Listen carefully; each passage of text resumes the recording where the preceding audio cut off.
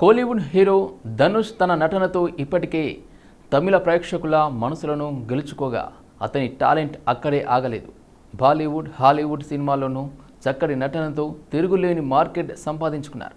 ఇప్పుడు ఆయన నటిస్తున్న తాజా హిందీ చిత్రం తేరే ఇష్క్ మే ఆనంద్ ఎల్ రాయ్ దర్శకత్వం వహించగా రంజానా ఆత్రంగీరే తర్వాత ధనుష్ ఆనంద్ కలయికతో వచ్చిన మూడో సినిమా ఇది.